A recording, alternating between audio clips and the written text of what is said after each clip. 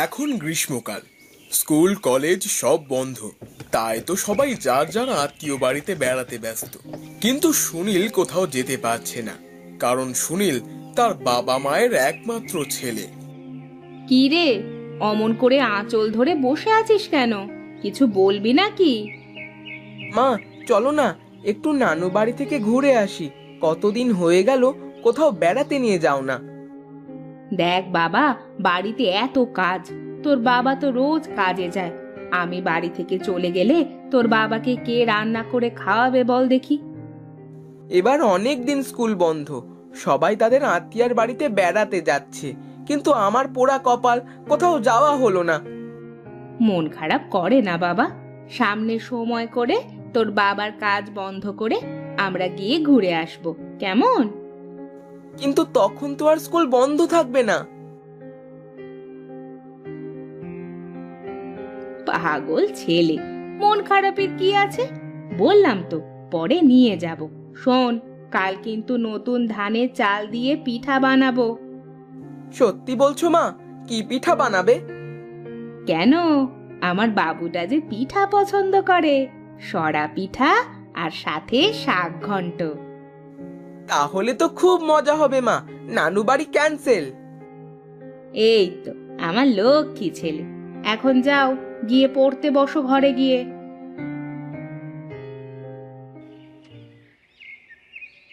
সুনীল খাটের ওপর বসে পড়তে পড়তে জানালা দিয়ে বাইরের দিকে তাকায়। দূরে সে কিছু আলো উড়ে যেতে দেখে। কিসের আলো সেটা জানার জন্য মনের মধ্যে অনেক প্রশ্ন সুনীলের, কিন্তু কাছে কেউ না থাকায় সুনীল শুধু তাকিয়ে দেখতেই থাকে। আলোগুলো গায়ের সবচেয়ে বড় তাল গাছটার ওপরে গিয়ে বসে পড়ে। সুনীল চোখ সরিয়ে আবার পড়ায় মন দেয়।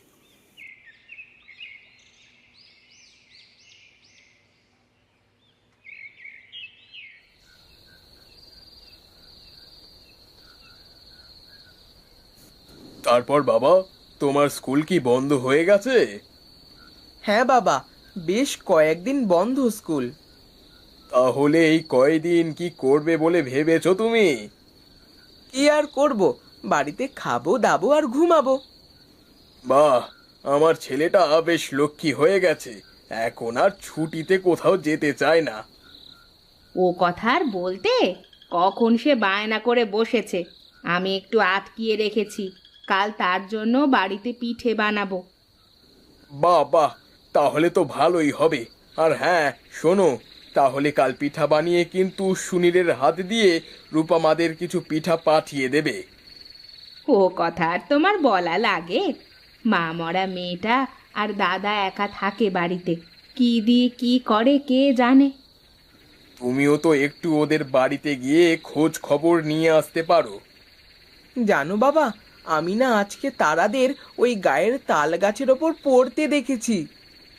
কিভাবে দেখলে বাবা তুমি? আমি জানালার পাশে বসে পড়ছিলাম, তখন তিন চারটে তারা উড়ে এসে ওই বড় তাল গাছের ওপর বসলো। কিন্তু তারাগুলো দেখতে গোলা আগুনের গোলার মতো ছিল। আচ্ছা ঠিক আছে, এখন খেয়ে নাও তোমরা, অনেক রাত হয়ে গেল।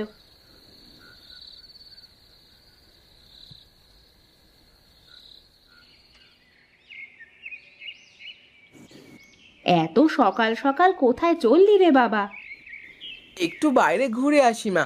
তুমি জানো না, সকালের হাওয়া গায়ে লাগানো কত ভালো। হ্যাঁ জানি তো, কিন্তু ওই তাল গাছের ওদিকে যাস না কিন্তু বাবা। কেন মা, কালকে তারারা ওখানে এসেছিল, এজন্য বুঝি? হ্যাঁ রে বাবা, তাই। যেখানে খুশি যা, কিন্তু ওদিকে যাবি নে। ঠিক আছে, তুমি যা বলবে মা, আমি এখন তাহলে যাই।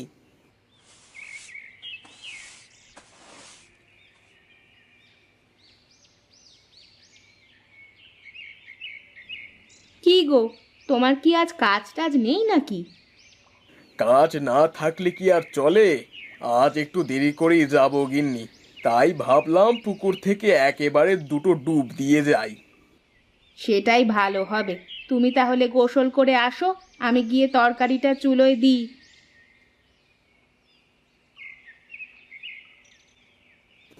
কেমন মরা মাছের গন্ধ পাচ্ছি। কিন্তু কোথাও দেখতে তো পাচ্ছি না। দেখি তো একটু। এ কি সর্বনাশ! এ তো দেখি কোনো মেচো ভূতের কাজ। তা না হলে এভাবে কাঁচা মাছ কে খাবে? না না, যে করেই হোক এই মেচো ভূতটাকে তাড়াতে হবে। আগে গোসলটা সেরে নি।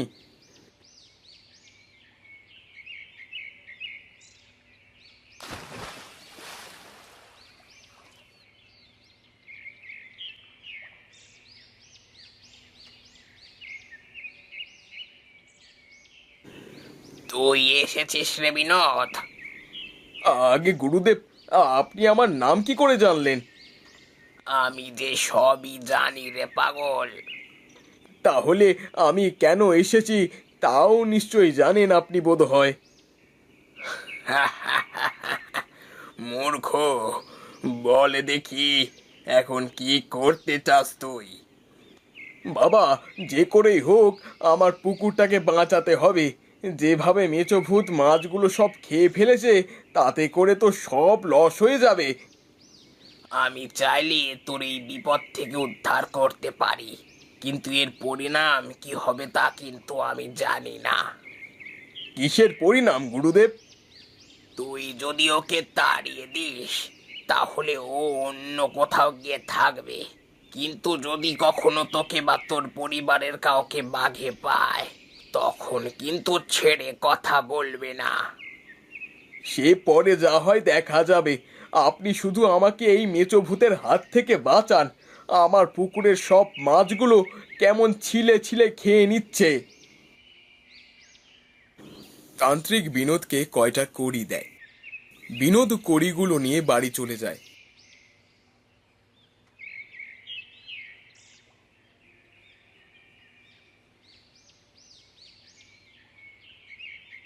তারপর বিনোদ তান্ত্রিকের কথা মতো বিনোদ কড়িগুলো পুকুরের চারপাশে পুঁতে দেয়।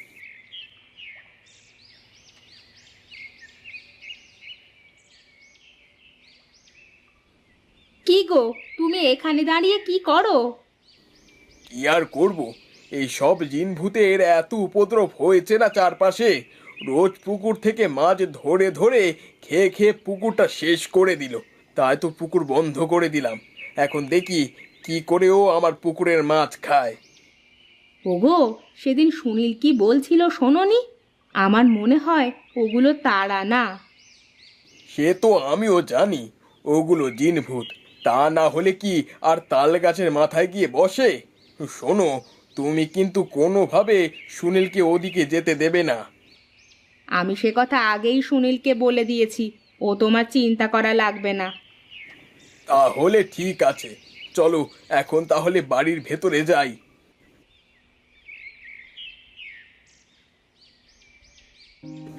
বুঝলে কাকু, আজ না আমার জন্য মা পিঠা বানাবে। সত্যি তাই? তাহলে তো বেশ ভালোই হবে। ভালো কি করে হবে? তুই তো এখানে থাকবি, তাহলে খাবি কি করে? কেন, তুই আমার বাবার জন্য নিয়ে আসবি? না না, আমার পিঠে খেতে হবে না। কেন খাবে না কাকু? তুমি জানো না মায়ের হাতের পিঠা আর ঘন্ট কত সুন্দর হয়? হ্যাঁ হ্যাঁ জানি, কিন্তু কখন বাড়িতে পিঠা বানাবে আর তুই কখন নিয়ে আসবি? ওসব নিয়ে তুমি ভেবো না কাকু, আমি সব দেখে নেব। ওরে বাবা রে, আমার ছোট বাবাটা অনেক বড় হয়ে গেছে মনে হচ্ছে। বারে, এবার আমি ক্লাস 9-এ পড়ি, আর 1 বছর পরেই তো মেট্রিক দেব, তাই না রে রূপা? হ্যাঁ বাবা, সুনীল খুব সাহসী, দেখবি ও ঠিক পারবে।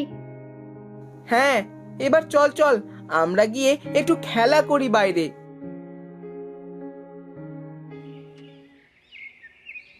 প্রায় সন্ধ্যা লেগে গেছে। বিমলা বারান্দায় বসে পিঠা ভাজতে থাকে। চারপাশে শুধু ঝিঝি পোকার ডাক। সুনীল বিমলার পাশে চুপচাপ বসে থাকে।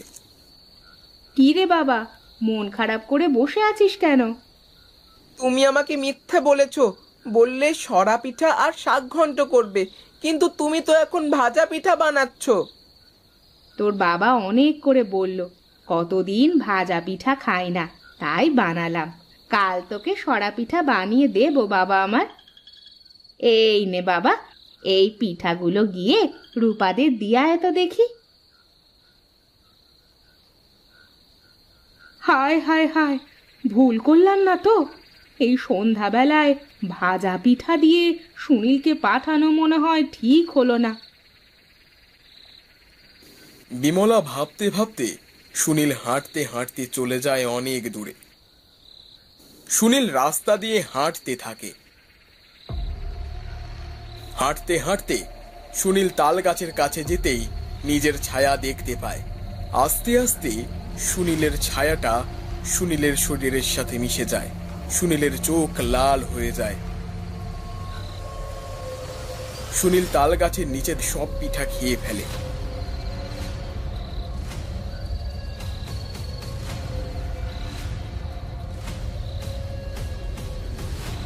তারপর সুনীল আবার বাড়িতে ফিরে যায়।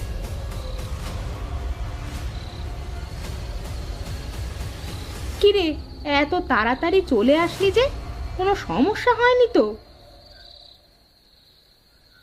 সুনীল তার বিছানায় শুয়ে কান্না করতে থাকে।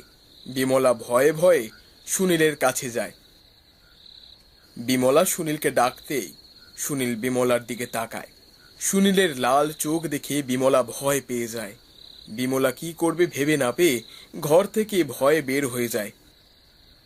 ঠিক তখনই বিনোদ বারান্দায় চলে আসে।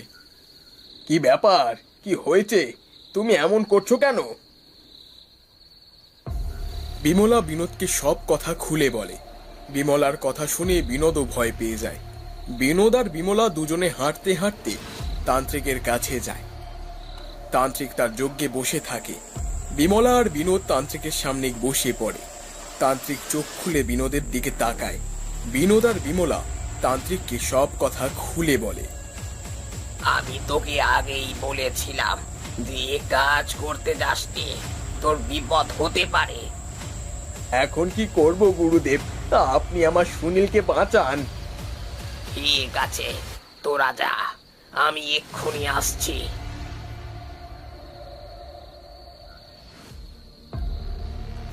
তান্ত্রিক উঠোনে একটা গোল দাগ দিয়ে তার মধ্যে সুনীলকে বসায়।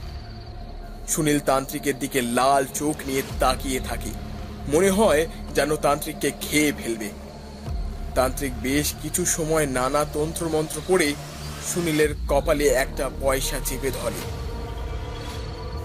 বল, কেন এসেছিস সেই মানুষ বাচ্চার কাছে? কি চাস তুই? আমি আমি মাছ চাই, মাছ। আমাকে ও তাড়িয়ে দিয়েছে এখান থেকে। কিন্তু এই জায়গা তো তোর জন্য নয়। এই মাসুম বাচ্চাকে তুই ছেড়ে দে। আমাকে আগে আমার মাছের পুকুর ফেরত দিতে বল, তাহলেই আমি চলে যাব।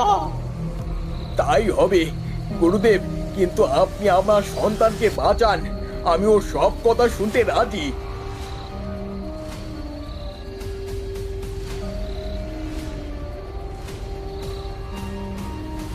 আর হ্যাঁ, শোনো, আর কোনোদিনও বাড়িতে রাতের বেলা ভাজা পিঠা বানাবে না। আজ যদি তুমি রাতের বেলায় ভাজা পিঠা না বানাতে, তাহলে এদিন দেখতে হতো না।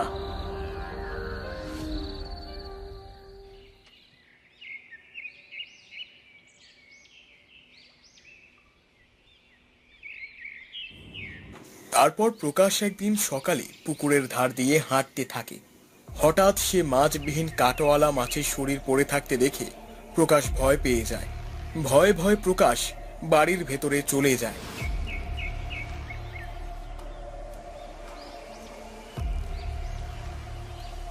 কাউকে কিছু না বলে প্রকাশ ঘরের ভেতরে গিয়ে নিজের বিছানায় শুয়ে পড়ে।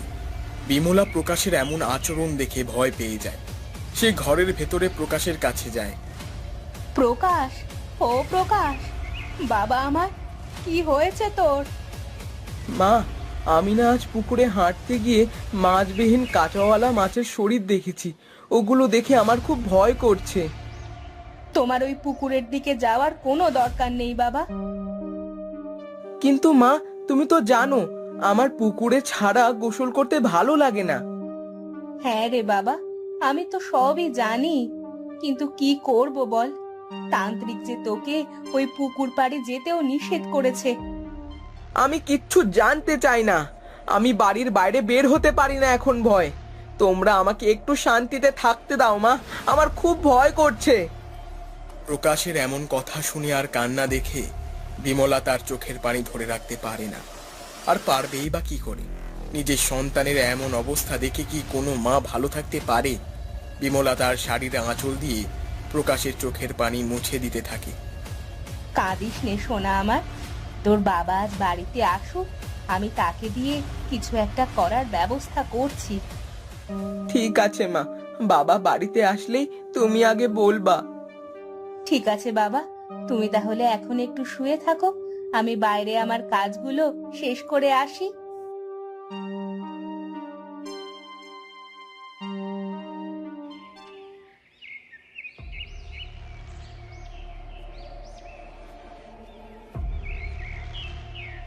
আমি জানতাম তোকে আবারও আসতে হবে আমার কাছে। গুরুদেব, আমার যে আর কোনো উপায় নেই, একমাত্র আপনি আমাকে এই বিপদ থেকে উদ্ধার করতে পারেন। আমি তোকে কিভাবে উদ্ধার করতে পারি একটু বল দেখি শুনি। আমি কিছু জানি না গুরুদেব, তবে যে করেই হোক আপনি ওদের হাত থেকে আমার পরিবারকে রক্ষা করুন।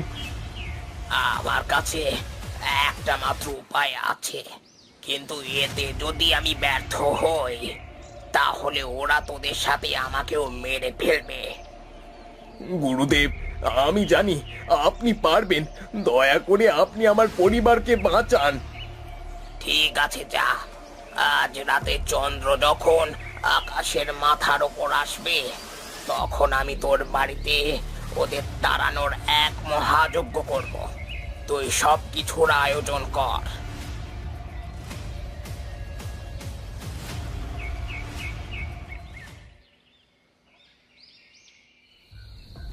রাতের মধ্যভাগে চন্দ্র ঠিক মাথার ওপরে তান্ত্রিক বিনোদের উঠোনে বসে যজ্ঞ করতে শুরু করে।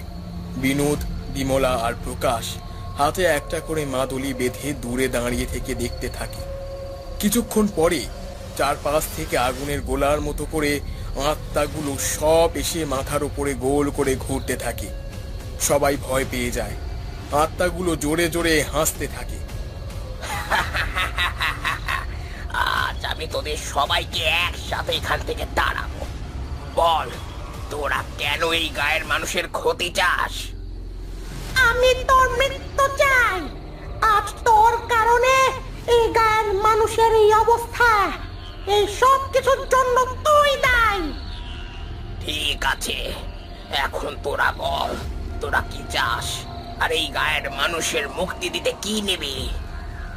আমরা তোর মৃত্যু চাই। বেশ, তাহলে যদি তোরা আমাকে নিয়ে এই গায়ের মানুষকে মুক্তি দিতে চাস তাহলে আমাকে তোরা নিয়ে যা। তবে মনে রাখিস, আর কখনো তোরা কিন্তু এ গায়ে আসতে পারবি না। ঠিক আছে, তাই হবে। তান্ত্রিকের কথা শুনে আলোগুলো সবাই পিশাচ হয়ে তান্ত্রিককে তুলে উড়িয়ে নিয়ে চলে যায় তারা। প্রকাশ তার বাবাকে জড়িয়ে ধরে ভয়ে, বিমলা আর বিনোদ তান্ত্রিকের চলে যাওয়া দেখতে থাকে। বিনোদ সবাইকে নিয়ে ঘরে চলে যায়। তান্ত্রিকের জন্যই গায়ের মানুষের এই দুর্ভাগ্য হয়েছিল। আবার তান্ত্রিকই তার জীবন দিয়ে সবাইকে বাঁচিয়ে দিয়ে গেল। নমস্কার বন্ধুরা, আজ আপনাদের জন্য প্রতাপ কোনারের লেখা একটি গল্প, তিনকড়ি বাবুর ভূতের ভয়। আজকের গল্পের শেষে থাকবে একটি প্রশ্ন, এবং যারা যারা প্রশ্নের সঠিক উত্তর কমেন্টে লিখে জানাবে তাদের কমেন্টটিকে পরবর্তী গল্পের শুরুতে দেখানো হবে। তাহলে চলুন শুরু করা যাক।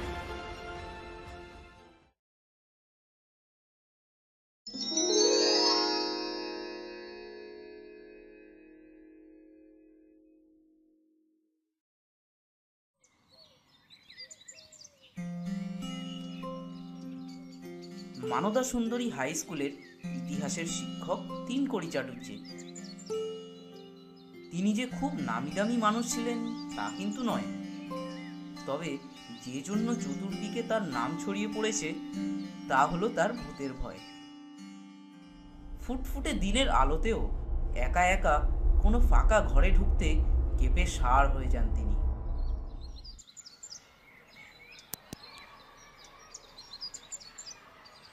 তিনকড়ি বাবুর সহকর্মী অঙ্কের শিক্ষক রাঘব মিত্তির তীব্র ভূত বিরোধী। ভূত প্রেত নিয়ে প্রায় তিনকড়ি বাবুর সঙ্গে তর্কাতর্কি হতো রাঘব বাবুর। দেখুন মশাই, আমি মনে করি ভূতকে যেহেতু অঙ্ক দিয়ে প্রমাণ করা যায় না, সেহেতু ভূতের কোনো অস্তিত্বই নেই। তাই নাকি? তবে শুনুন, গীতায় বলা আছে মৃত্যুর পর আত্মা নতুন দেহ ধারণের জন্য পুরনো জীর্ণ দেহ থেকে নির্গত হয়ে যায়। পঞ্চভূত মানে হলো ক্ষিতি, অপ, তেজ, মরুদ, বোম। আর ক্ষিতি মানে হলো গিয়ে পৃথিবী। তার মানে গত হওয়ার পরেও বহাল তবিয়তে পৃথিবীর বুকে বিচরণ করে মানুষ ভূত হয়ে, বুঝেছেন?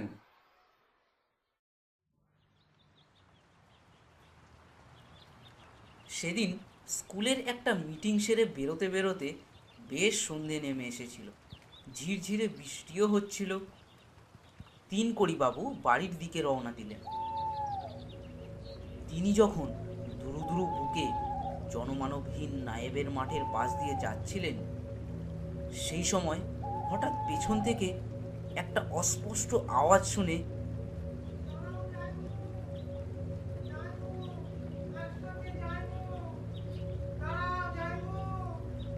ওরে বাবা, এই যে দেখি দল ভারী করে একেবারে সঙ্গে করে ওপারে নিয়ে যাবার মতলব। আওয়াজটা আসছিল কালো পোশাকে মোড়া এক চলমান মূর্তির থেকে। আর মূর্তিটা মনে হচ্ছে যেন বলছে,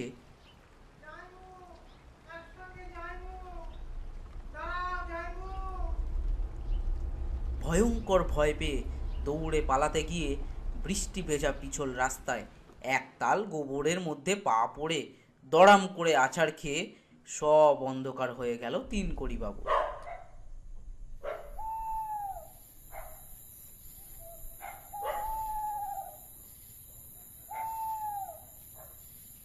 কিছুক্ষণ পর তিনি যখন চোখ খুললেন, তিনকড়িবাবু দেখলেন যে তিনি চিৎপাত হয়ে শুয়ে পড়ে আছেন। আর তার সামনে তার ছোট শালা মদন কাদো কাদো মুখ করে তাকে ডাকছে।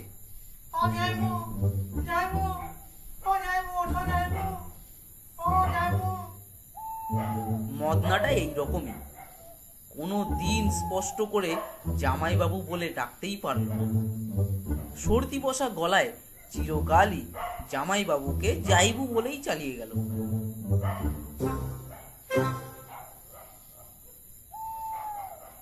ও হরি, তাহলে কালো রেনকোট পরা মদনা তুই এতক্ষণ আমাকে পেছন থেকে ডাকছিলি, আর আমি তো ভয়ে ত্রাসে যাইবু যাইবু ভেবে ভাবলুম ভূতে তাড়া করেছে। হুস, দেখো দেখি কাণ্ড। ওহ মদনা, যা ভয়ে পেয়েছিলুম না, তা তুই এখন কোত্থেকে এলি? মদনাটা ওর কথায় পাত্তাই দিল না। নিজের কানটা তিনকড়িবাবুর বুকে ঠেকিয়ে তড়াং করে লাফিয়ে উঠে, করে দিদি রে, এসব কি সর্বনাশ হলো রে, করে দিদি রে, যাইবো যাইবো গো। তিনকড়িবাবু রীতিমতো হকচকিয়ে গেলেন। রে তিনকুড়ে, কেমন আছিস? তিনকড়িবাবুকে উদ্দেশ্য করে কে যেন বলল। তিনি এদিক ওদিক তাকিয়ে কাউকেই দেখতে পেলেন না। কথাটা কি তাহলে ভূতে বলল? ভারী অভদ্র ভূত তো। কে? কেউ কোথাও তো নেই। আমি মানুদা সুন্দরী হাই স্কুলের হিস্ট্রির মাস্টার তিনকড়ি চাটুজ্জে। আমাকে তুই তুকারি করিস কে রে? কে? আরে এদিক ওদিক কাকে খুঁজছিস রে? ওপর পানে চোখটা তুলে একবার দেখ। আরে এ তো হারু। এই তুই আমার ছেলেবেলার বন্ধু হারাধন বাউরি না? কিন্তু তুই এই ভর সন্ধ্যেবেলায় আঁশছাওড়া গাছের ওপরে বসে ঠ্যাং তোলাচ্ছিস কেন রে? কাজকর্ম কিছু নেই নাকি তোর? ওখান থেকে পড়লে আর বাঁচবি? আর এরকম নাকে সুরে কথা বলছিস কেন তুই? তুই তো উঠে পড়েছিস, কিন্তু তোর শরীরটা কি উঠেছে? তার মানে এরকম হেয়ালি করে তুই কি বলতে চাইছিস? একবার নিচের দিকে চেয়ে দেখ, সব বুঝতে পারবি। তিনকড়িবাবু নিচের দিকে চেয়ে দেখলেন তিনিই শুয়ে আছে। কিরে তীর করে, এবার কিছু বুঝলি? নিজের শুয়ে থাকা দেহটা দেখে এবার সবটা বুঝেছেন তিনকড়িবাবু। হ্যাঁ রে হারু, বছর দেড়েক আগে বোজেন সর্দারের মেয়ের বিয়েতে গোটা 30 লুচি, কিলোখানেক পাঠার মাংস আর ওই শেষ পাতে খান 50 পান্ত খেয়ে সেই যে রাতে তুই শুয়েছিলি, তারপর তো তুই আর উঠিসনি। তুই তো মারা গেছিলি নাকি রে? কিন্তু এখন তো আমি দিব্যি তোর সাথে কথা বলছি, তার মানে কি আমিও তোদের দলে ভিড়েছি? তাই মনে হয় ভূত হলেও আমার তোকে একদম ভয় লাগছে না। যাক বাবা, একদিনে তাহলে ভূতের ভয়টা গেল। কিরে, কেমন লাগছে বল দেখি? এমন কিছু খারাপ নয় বুঝলি হারু, তো জোরে আছাড় খেলুম, কোথাও কোনো ব্যথা নেই। কিন্তু মদনাটা ওরকম ভয় পাইয়ে না দিলে বেটা গেল কোথায় বল দেখি? বেটার ঘাড়ে চেপে দুটো গাঁট টানা কষাতে পারলে শান্তি হচ্ছে না। তুই তাহলে এক কাজ কর, চোখ বন্ধ করে তোর বাড়ির কথা ভাব। তাহলে কি হবে? একবার ভেবেই দেখ না। হারুর কথা মতো তিনি চোখ বন্ধ করে নিজের বাড়ির কথা ভাবলেন, আর পলক ফেলতেই তিনি নিজের বাড়িতে এসে হাজির। বাড়িতে এসে তিনকড়িবাবু দেখলেন মদনাটা এক কোণে চুপচাপ দাঁড়িয়ে আছে এবং তার স্ত্রী হাউমাউ করে কাঁদছেন। আশেপাশের বাড়ি থেকেও বেশ কিছু লোকজন এসে ভিড় করেছে। গিন্নির জন্য ভারী দুঃখ হলো তিনকড়িবাবু। বেচারা মাছ ছাড়া ভাত খেতে পারে না, এবার কি হবে? তিনি এগিয়ে গিয়ে মদনের ঘাড়ে চাপবার চেষ্টা করলেন। বেশ কয়েকবার চেষ্টা করার পর তিনি বুঝতে পারলেন যে তিনি বৃথাই চেষ্টা করছেন। না, মদনের নিজের আত্মা জায়গা না ছাড়লে ওর দেহে দেখছি দখল নেওয়া যাবে না। তার মানে ভূতে ধরা টরা ব্যাপারগুলো একেবারেই গাঁজাখুরি। একটা গাঁটটা মেরে দেখি তো। কি এই যে ছোঁয়াও লাগলো না, তার মানে মানুষের ঘাড় মটকাবার কোনো ক্ষমতা নেই ভূতের। এবং ভূত না হলে, যেহেতু ভূতকে দেখা যায় না, তাই মানুষকে ভয় দেখাবার সাধ্যও নেই ভূতের। কি আশ্চর্য! আমি নিজে ইতিহাসের শিক্ষক, মানে অতীত, মানে ভূত নিয়ে আমার কারবার সারা জীবন ধরে, সেই আমিই কিনা হাওয়া সর্বস্ব ভূতকে ভয় পেলাম? কোনো মানে হয়?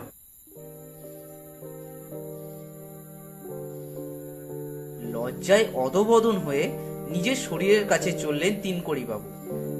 রাজ্যের চিন্তা এসে ভিড় করলো তার মাথায়। ভূত হয়ে তিনি নিজের বাড়ি থেকে উৎখাত হলেন। তাহলে এবার তিনি করবেনটা কি? গিন্নির হাতের রান্নাও তার কপালে আর জুটবে না। তবে তিনি খাবেন বা কি? তার কিছুই মাথায় ঢুকছিল না। দেখি হারুর থেকে সব জেনে বুঝে নেব। এ কি, হারুটা গেল কোথায়? এই হারু, হারু, হারু!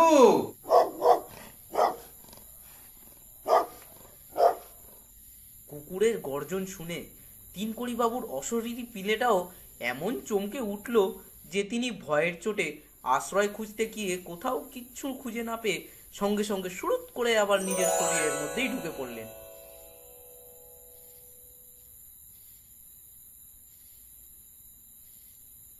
এইবার তিনি নিজের শরীরই চোখ মেলে দেখলেন একটা লাল সাদা কুকুর তার পাশে দাঁড়িয়ে আছে, আর জিভ বার করে হাঁপাচ্ছে।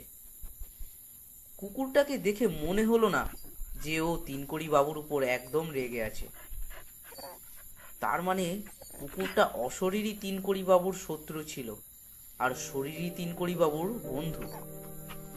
তাই তিনকড়ি বাবুর অশরীরী আত্মাকে ভয় পাইয়ে দিয়ে তাড়া করে ফের তার শরীরে ঢুকিয়ে দিয়ে তার দেহে প্রাণ ফিরিয়ে দিয়েছে। তিনকড়ি বাবু সবে উঠতে যাবেন, তক্ষুনি আছাড় খাওয়া কোমরের ব্যথাখানা বেশ ভালো মতোই টের পেলেন তিনকড়ি বাবু। তবুও কষ্ট করে তাকে উঠতেই হলো। বাড়ি ফিরে গিন্নির কান্নাটাকেও যে আবার থামাতে হবে, আর মদনাটাকে এবার একসঙ্গে 4টে গাট্টা মারবেন তিনকড়ি বাবু।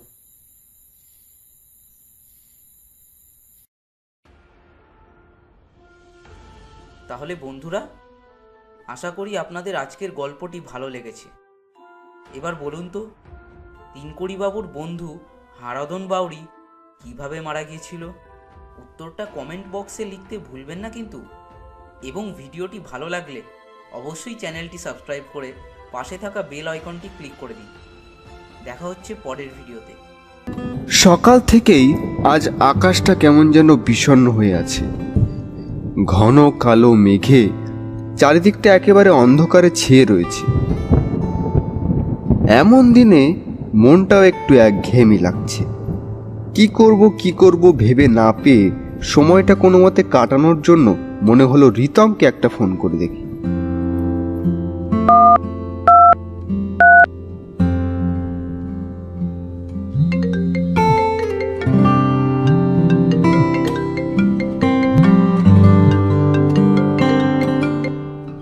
কিরে, কোথায় আছিস?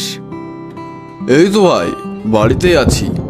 তবে বাড়িতে আর ভালো লাগছে না রে। কেন, কি হয়েছে রিতম? তেমন কিছু না, আসলে এমন মেঘলা দিনে বাড়িতে একা বসে থাকতে কারই বা ভালো লাগে বল। দাঁড়া, শুভকে কনফারেন্সে নিচ্ছি।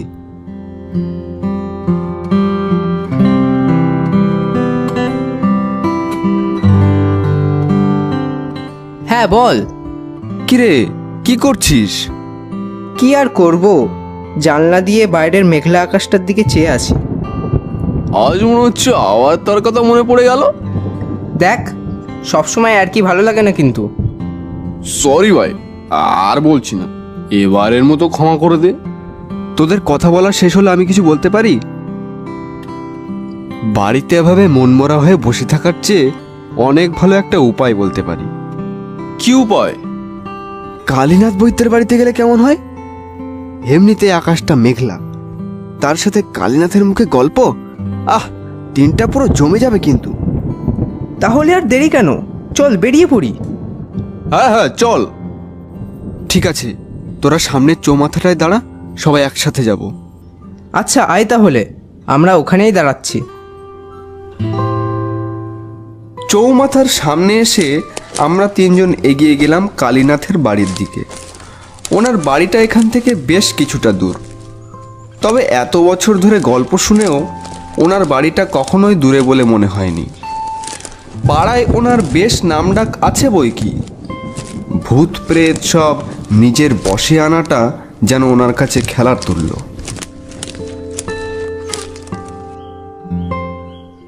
মিনিট 10 পর ওনার বাড়ির সামনে এসে হাজির হলাম। দেখলাম একটা কাঠের আরাম কেদারায় উনি আনমনা হয়ে বসে আছেন। কি কালীনাথ, বসে বসে কি ভাবছেন? এই যে বাইরের প্রকৃতিটাকে একটু অনুভব করছিলাম। আজ এই আকাশটাকে দেখে কেমন যেন মায়াবী লাগছে। তা বলো, তোমাদের খবর কি? কেমন আছো সবাই? এই চলছে। আপনার মুখে গল্প না শুনলে কি আর মন ভালো থাকে বলুন? তাই চলে এলাম আপনার কাছে। বেশ, এসেই যখন পড়েছো তাহলে তো এবার গল্প বলতেই হচ্ছে। এসো, ভেতরে এসো। আচ্ছা কালীনাথ, বহুদিনই তো হলো আপনার কাছে গল্প শুনে আসছি, কিন্তু কোনোদিন অলৌকিক কিছু দেখালেন না তো আমাদেরকে। অলৌকিক মানে শূন্য থেকে একটা স্প্রেডের টেক্কা তুলে আনা? বা কোনো এক মৃত ব্যক্তিকে জাগিয়ে তোলা? হ্যাঁ, ওই রকমই কিছু।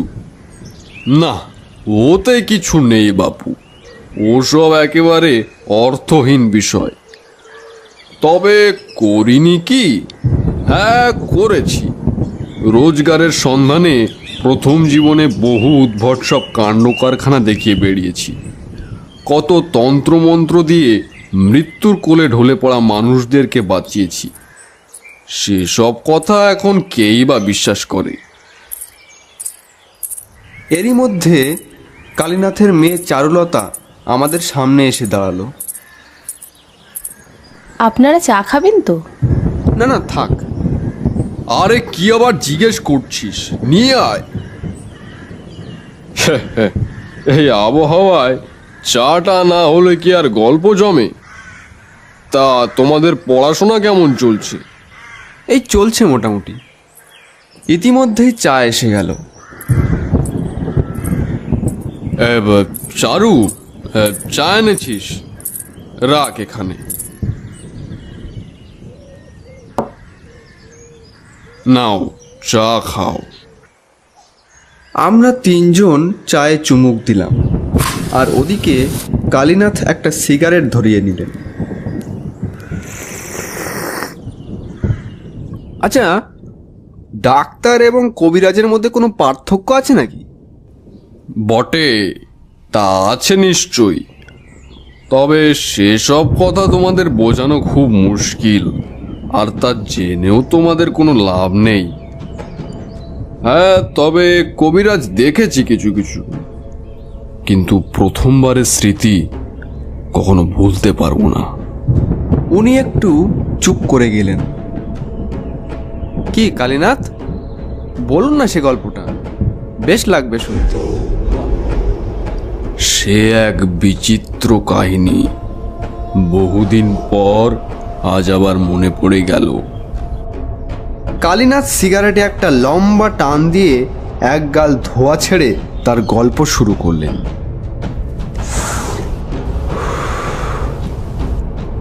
প্রায় 50 বছর আগের কথা। আমার বয়স তখন 25-এর কাছাকাছি। আমার ভবঘুরে জীবনের প্রথম ঘটনা। সে সময় আমরা 4 বন্ধু, আমি, শ্যামল, নীলু আর অরুণ সবাই একসাথে ঘুরতাম। এই গ্রামে তখন মাত্র 1/4 লোক ছিল। তবে গ্রামে যদি কোনো মানুষ অসুস্থ হতো তখন সবাই যেত কেবল একজনের কাছে, যার নাম ছিল সুবল কবিরাজ। যেমন অদ্ভুত নাম, তেমনই অদ্ভুত সব তন্ত্রমন্ত্রের খেলা। একদিন এক পড়ন্ত বিকালে আমরা 4 বন্ধু গ্রামের বটতলায় বসে গল্প করছি। আজ তো পৌষ সংক্রান্তি, শুনেছি এই দিনে কবিরাজ মশাই নাকি ভূতেদের পিঠে খাওয়ান। বলিস কি রে, এ তো সাংঘাতিক ব্যাপার। আরে চল আজ রাতে ওনার বাড়িতে চুপি চুপি গিয়ে দেখে আসি উনি আসলে কি করেন। চল তাহলে, আজ রাত 10টার পর সবাই রাস্তার মোড়ে চলে আসিস, একসাথে যাব। আর হ্যাঁ, মনে রাখিস, ভুলেও যেন কেউ টের না পায়। সেই রাতে খাওয়া দাওয়া সেরে আমরা 4 জনই গেলাম কবিরাজ মশাইয়ের বাড়িতে। তখন আমাদের সাহসও ছিল ভীষণ। ভূতের কথায় পালিয়ে যাওয়ার মানুষ আমরা ছিলাম না। কিছুক্ষণ পর ওনার বাড়ির সামনে একটা গাছের পিছনে গিয়ে আমরা 4 জন লুকিয়ে পড়লাম। দেখলাম উনি এক ঝুড়ি পিঠে নিয়ে বারান্দায় বসে আছেন। আমি ভাবলাম, এত পিঠে কে খেতে পারে? এমনিতেই তো ওনার বাড়িতে লোকজন কম, তাহলে এত পিঠে কে খাবে? এত পিঠে একবার যাবি নাকি ওনার কাছে? না, এখানেই চুপ করে দাঁড়া, শুধু দেখ উনি কি করেন। খানিক পর উনি ঝুড়িটা হাতে নিয়ে বারান্দা থেকে বেরিয়ে উঠোনের মাঝখানে এসে ঝুড়িটা নিচে রেখে দাঁড়ালেন। তারপর ভিড় ভিড় করে কিসব মন্ত্র আওড়াতে আওড়াতে উঠোনের মাঝখানে ওনার চারপাশ দিয়ে গন্ডি কাটতে লাগলো। ঠিক সেই মুহূর্তে প্রত্যেকে একদল শেয়াল ডেকে উঠল। এইরূপ পরিস্থিতিতে আমার সারা শরীরে কাঁটা দিয়ে উঠল। এক মুহূর্তের জন্য মনে হলো এখানে আর বেশিক্ষণ থাকলে বড় কোনো একটা বিপদ ঘটতে পারে। তখনই পাশ থেকে নীলু মৃদু স্বরে বলল, এখানে আর বেশিক্ষণ না থাকাই ভালো, চল বেরিয়ে যাই। চুপ, আসতে বল, চুপচাপ দাঁড়িয়ে শুধু দেখ। এরই মধ্যে তিনি গণ্ডির ভিতরে ছুরিটার সামনে বসে ক্ষীণ কণ্ঠে মন্ত্র উচ্চারণ করতে লাগলেন। হঠাৎ এক ঝলক দমকা হাওয়ায় চারিদিক কেঁপে উঠল। সময়টা তো ঝড়ের নয়, হাওয়া এলো কোথা থেকে? দেখতে না দেখতেই সে হাওয়া বেড়ে ক্রমশ ঝড়ে পরিণত হলো। এই অবস্থায় দাঁড়িয়ে থাকা কি ঠিক হবে? প্রকাণ্ড ঝোড়ো হাওয়ার মধ্যে দিয়ে আমি আবছা দৃষ্টিতে উঠোনের মাঝে পড়ে থাকা ঝুড়িটার দিকে তাকালাম। কিন্তু এ কি দেখছি, ঝুড়ি থেকে পিঠেগুলো এক একটি করে কোথায় যেন অদৃশ্য হয়ে যাচ্ছে। ভালো করে তাকাতেই বুঝলাম কতগুলি আবছায়া কঙ্কালসার হাত ঝুড়ি থেকে হাত বাড়িয়ে পিঠেগুলো নিয়ে যাচ্ছে। এই ঘটনা দেখে আমার হৃদপিণ্ড ক্রমশ দ্রুত গতিতে কাঁপতে লাগলো।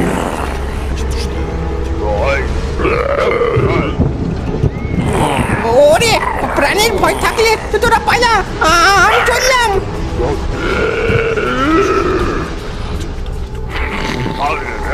নিজেকে একটু সামলে নেবার আগে পাশ ফিরতেই দেখলাম বাকিরা সবাই দিশেহারা হয়ে যে যার মতো ছুটতে শুরু করেছে। বুকের মধ্যে একরাশ ভয় জমাট বেঁধে উঠল। ওখান থেকে তীব্র বেগে ছুট দেওয়ার সিদ্ধান্ত নিয়ে সবে মাত্র এক পা বাড়িয়েছি, অমনি দেখলাম আবছা মূর্তির মতো একটা বিকট মুখমণ্ডল আমার সামনে আবির্ভূত হলো। কি বিভৎস অবয়বটা! তার মুখের একপাশে মাংস ফেটে বেরিয়ে এসেছে, চোখ দুটো আগুনের মতো জ্বলজ্বল করছে। কি রে, আমাদের পিঠেতে ভাগ বসাবি? দেব নাকি ঘাড় মোটকে? আমি আর বেশিক্ষণ নিজেকে সামলাতে পারলাম না, চোখ দুটো নিজে থেকেই বন্ধ হয়ে এলো। জ্ঞান ফেরার পর যখন চোখের পাতা খুললাম, দেখলাম আমি কবিরাজ মশাইয়ের বাড়িতে একটা খাটে শুয়ে আছি, পাশে উনি দাঁড়িয়ে আছেন।